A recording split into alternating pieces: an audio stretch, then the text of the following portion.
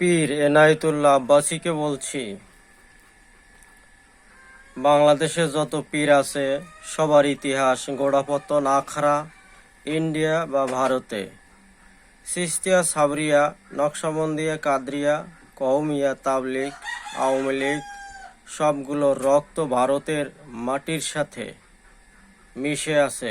কওমি দেওবন্দিরা শেখ হাসিনাকে মা বলছে, তাহলে পিতা কি তাদের নরেন্দ্র মোদী?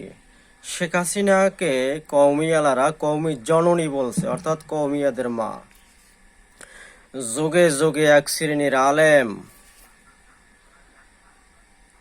ফেরকায় বাতেলা ছিল, বাতেল ফেরকা, যারা তেলবাজি করে একটু তেল খাওয়ার জন্য বাতেলদের সাথে, যেমন কাফিল উদ্দিন সালিহি আওয়ামী লীগদের তেল দিয়েছে, ফরিদ উদ্দিন মাসুদ আওয়ামী লীগদেরকে তেল দিয়েছে, অথচ এরা বড় বড় আলেম নামে পরিচিত। এই মূর্খগুলো ধান্দাবাজি চান্দাবাজি করার জন্য এই আওয়ামী লীগ ফেরকায় বাতেলার সাথে ঐক্যমত পোষণ করে, তাদেরকে পাম দিত, তেল দিত, একটু তেল খাওয়ার জন্য, তেল ছাড়ার জন্য।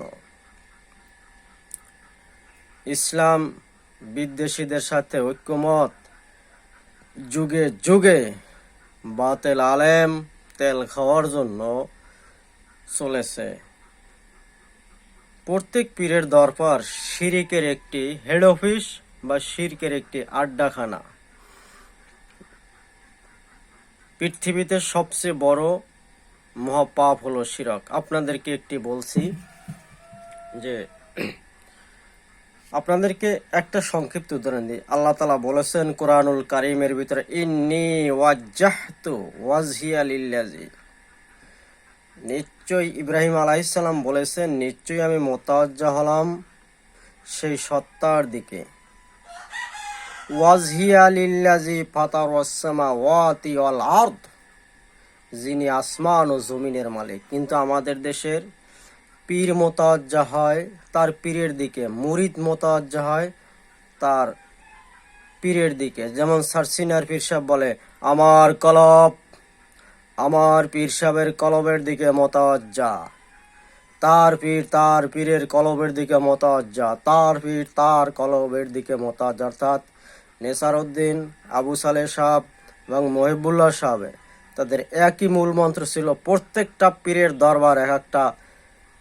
এই যদিও হক্কানি পীরের দরবারে আমরা মোতাওয়াজ্জা হব আল্লাহর দিকে, লেখাপড়া করব আল্লাহর দিকের জন্য, জিকির করব, কাজকর্ম করব, যা কিছু করব লিল্লাহি রব্বিল আলামিন, একমাত্র আল্লাহ তাআলার জন্য। আমরা যেমন ইন্না সলাতি ওয়া নুসুকি ওয়া মাহইয়ায়া ওয়া মামাতি লিল্লাহি রব্বিল আলামিন,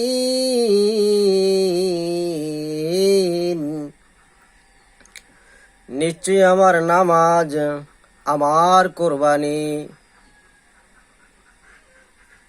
আমার জীবন, আমার মরণ,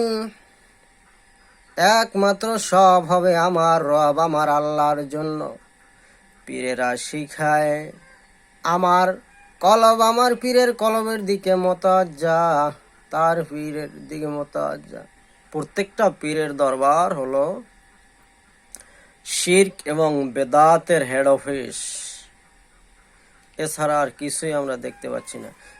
সাম্প্রতিক একটি ঘটনা আমরা শুনতে পেলাম যে, ইসলামিক বক্তা আমির হামজা সাহেব বলেছেন নবীজিকে সাংবাদিক। এ কথাটা তো সঠিক এবং সহি। কেন? আল্লাহর সংবাদ জিবরাইল আলাইহিস সালাম মুহাম্মদ সাল্লাল্লাহু আলাইহি সাল্লামের মাধ্যমে মানুষের কাছে প্রচার করেছেন। জিবরাইল আলাইহিস সালাম মাধ্যম ছিলেন, হযরত মুহাম্মদ সাল্লাল্লাহু আলাইহি সাল্লাম মাধ্যম ছিলেন, যারা আল্লাহর সংবাদ মানুষের কাছে পৌঁছে দিয়েছেন। বিশ্ববাসীর কাছে মুহাম্মদ সাল্লাল্লাহু আলাইহি সাল্লাম আল্লাহর সংবাদ পৌঁছে দিয়েছেন। এখানে আমির হামজা সাহেব সাংবাদিক সম্মেলনে বলেছেন যে, আল্লাহ রসুল এমন কোনো সেক্টর ছিল না যে সেক্টরে আল্লাহ রসুলের অবদান ছিল না। তিনি পিতার আদর্শ, এতিমদের আদর্শ, নানার আদর্শ, সকলের আদর্শ ছিলেন। তিনি ডাক্তার ছিলেন, তিনি ইঞ্জিনিয়ার ছিলেন, তিনি বৈজ্ঞানিক ছিলেন। এমন কোনো সেক্টর নাই যে সেক্টরে আল্লাহ রসুলের অবদান ছিল না। যেমন তিনি বৈজ্ঞানিক ছিলেন, কোরআনুল কারিমে বলা হয়েছে তিনি জমিন থেকে 7 আসমান 7 জমিন পাড়ি দিয়ে তিনি মিরাজের রজনী গমন করেছেন। পৃথিবীর এমন কোনো বৈজ্ঞানিক জন্ম হয় নাই যে তার মতো আরশে আজিমে চলে যাবে। তিনি চাঁদ নয়, মহাকাশ নয়, তিনি সপ্তম আকাশ, সব কিছু আল্লাহ তাআলা জান্নাত জাহান্নাম তাকে দেখিয়েছেন মিরাজের রজনীতে। অতএব এই এনায়েতুল্লাহ আব্বাসী আর আব্দুর রহিম,